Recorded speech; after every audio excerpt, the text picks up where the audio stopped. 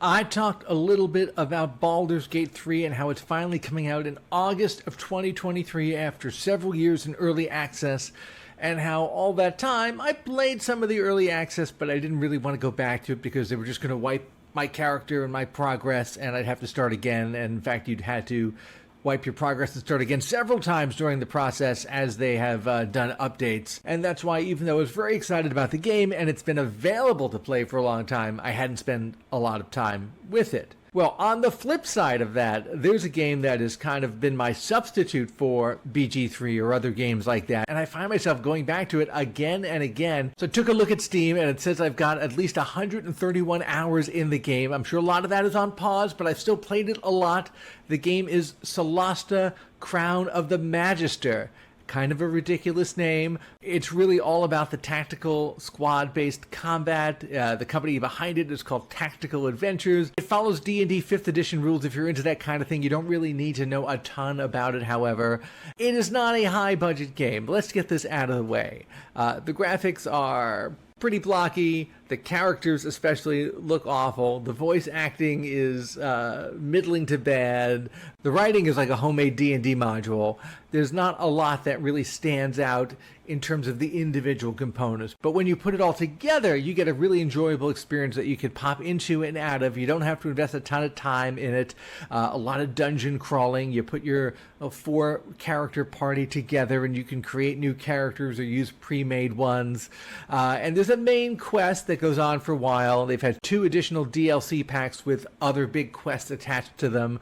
But the big thing is it's got a construction kit, so anyone can go and make their own adventures and upload them. And some people make original adventures, and some people make ones based on famous Dungeons and Dragons or other role-playing modules. They're all kind of sword and sorcery, dungeon crawling. There's not a lot of deviation from that. Some of them are very long, hours and hours, and combine multiple plot lines that intersect. Some of them are just short, quick hit wonders where you're just wandering around a dungeon for a little while. And that's what you do with the game. You take your party, go into a dungeon. Maybe it's actually in the forest somewhere. It doesn't actually have to be in the dungeon, but a lot of it is in dungeons.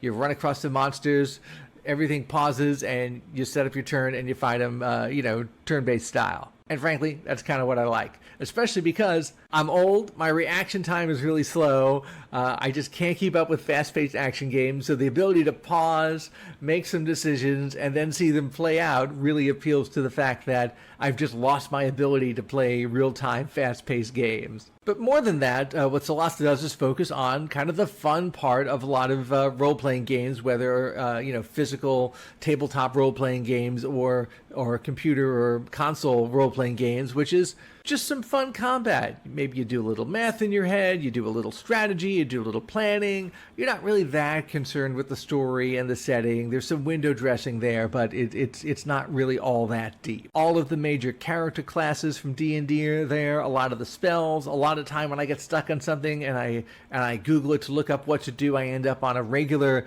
5th edition D&D page with the definition rather than on a page for the game itself, which is kind of interesting. I do have to go and look up some hints and help occasionally because a few things are sort of opaque, especially some of the puzzle solving, and the puzzles are, they're hit or miss. Sometimes you just have to kind of wander around till you find something or put things in the right order, and it may not be especially intuitive, and you may have to go look up a little bit of help, a little bit like an old classic point-and-click adventure game where they expect you to think exactly the way they're thinking when they're designing the game, but these sections are pretty rare. It's mostly wandering around in the dungeon and getting in fights because, you're not really into talking things out. You're into fighting. So Solasta started as an early access game in, I think, 2020, officially came out in 2021, still going strong, still releasing new content for it, still a lot of user-generated content for it, which I think adds just a tremendous amount of value. Now, it's not fancy like Baldur's Gate 3 is going to be. It doesn't have the great storytelling or the voice acting or the relationships between the characters. It's basically just like one of those...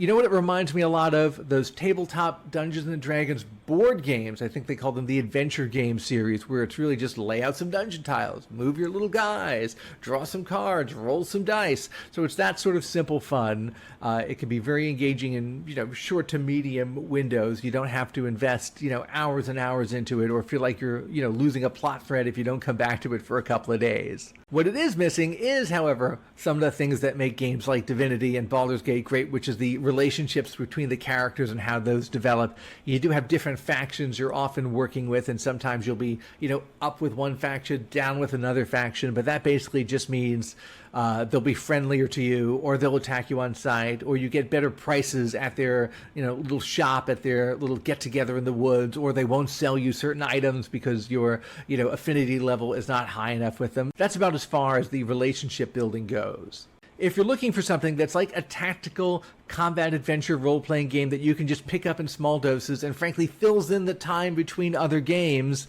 Solasta is something you should definitely look at. It's not even that expensive. It's usually about $30. Right now on Steam, it's on sale for like $12, which is just a must pick up because even if you don't get any of the DLC, all of the user-generated content, and there's a ton of it, is free to download and play. And some of it is super polished and some of it is kind of wonky, but if you look at the reader reviews of them and the ratings, you'll be able to figure out, which ones are worth downloading and playing. And that's what I've been playing while I've been waiting for the last almost 3 years for Baldur's Gate 3. I've taken all of that energy and I put a lot of it into Solasta, even though I'm not like a giant D&D guy. It just scratches that itch for me, and maybe it'll scratch that itch for you as well.